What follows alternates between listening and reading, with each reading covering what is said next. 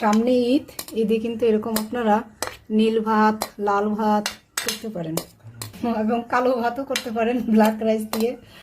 জলটা ফুটে উঠেছে আর এই ফুলগুলো আমি ধুয়ে নিয়েছি। ভাবছি এতগুলো চা বানাবো, আচ্ছা আর চা বানাবো না, আজ একটা অন্য রেসিপি শেয়ার করব। পানিটা একদম নীল হয়ে গেছে, তো আর বেশি জাল দিতে হবে না। চুলাটা বন্ধ করে দিই, কিছুক্ষণ ঢেকে রাখলে সমস্ত কালারটা চলে আসবে। আজ রান্না হবে ঘিয়ে, ঘি দিয়ে দিই 1 চামচ, 2 চামচ ঘি দিলাম। এটা 2 চামচ ঘি রান্না করছি, আবার মাংসে কিন্তু একটু ঘি দেই, মানে তেল ঘি কিছু দিই। এইভাবে আমি আমার খরচটা আর কি মেনটেন করি, কোনোটা তেল দিয়ে, কোনোটা ঘি দিয়ে, কোনোটা তেল ঘি ছাড়া। তো এবার আমি দিয়ে দেবো আদা কুচি, তেজপাতা, চারিমুখের পাতি একটু লাল করে ভেজে নেব, একটু লঙ্কা চামচ দিয়ে দেবো।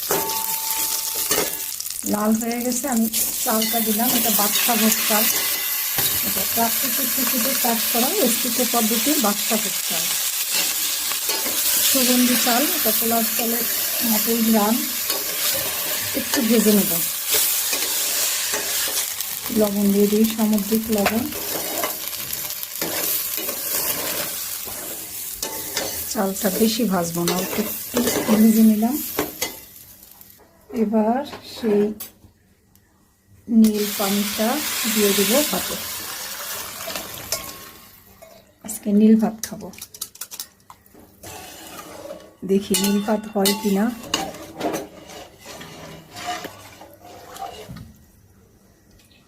কেমন সুন্দর লাগছে না দেখতে, নীল কালার, নীলের মধ্যে সাদা মিশে। আমার কাছে তো দারুণ লাগছে। একটু দেখাই, কি সুন্দর কালার। হ্যাঁ, দেখি ভালো লাগছে। হোক আস্তে আস্তে, আমি একটু ঢাকা দিয়ে রাখি। দেখা যাক নীল ভাত কি সুন্দর না, সব কিছু নীল, নীল জল, নীল ভাত, বেদনার রং নাকি নীল। আজকে কিন্তু এই নীল ভাত, নীলের সাথে আমাদের কোনো বেদনা নাই, বরঞ্চ অনেক আনন্দ হচ্ছে। সামনে ঈদ, ঈদে কিন্তু এরকম আপনারা নীল ভাত, লাল ভাত করতে পারেন এবং কালো ভাতও করতে পারেন ব্ল্যাক রাইস দিয়ে। সেই জন্য এই রেসিপিটি আজকে করলাম।